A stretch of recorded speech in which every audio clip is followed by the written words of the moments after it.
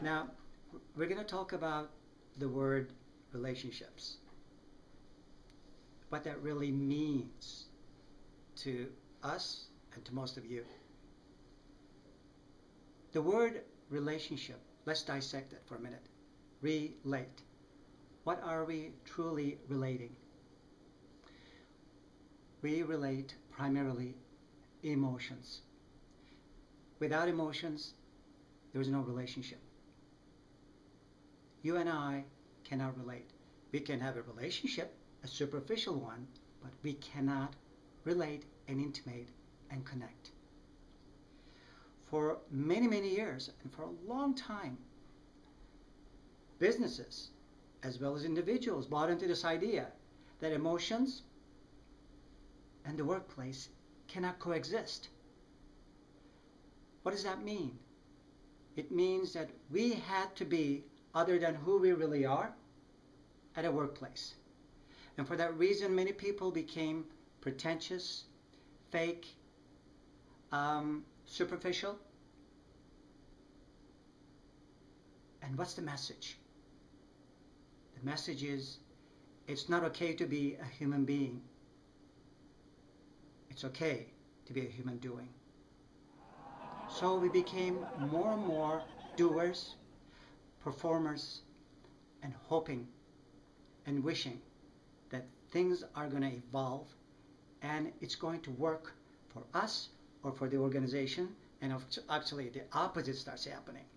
We become less and less interested, we become less and less motivated, we become more negative, and the more negative we are, the more negative the organization becomes. The environment becomes toxic. The environment becomes dysfunctional and chaotic. Many places that I've went and interviewed and looked at and talked to some of the employees, the word they use, this place is very chaotic. It's very difficult to be. What are they saying? They are saying that the only reason I'm here for the paycheck, not that I really want to be here. When an employee has that kind of a mindset, you lost that person. That person can no longer become productive for themselves, for the company. And as that person becomes more and more diseased within the organization, because they can no longer be at ease, the environment becomes more and more uncomfortable. It's a vicious cycle. So as the environment starts shifting, it impacts everybody, and the mindset of the organization becomes infected.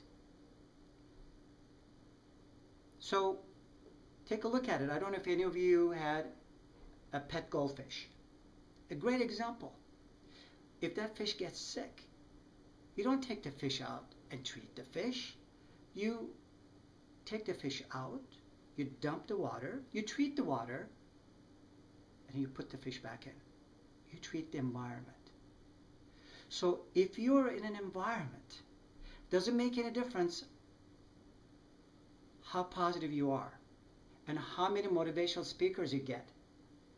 After a day or two, you're going to go back into that same feeling discontentment, distant, distrusting, and looking elsewhere, maybe for another job.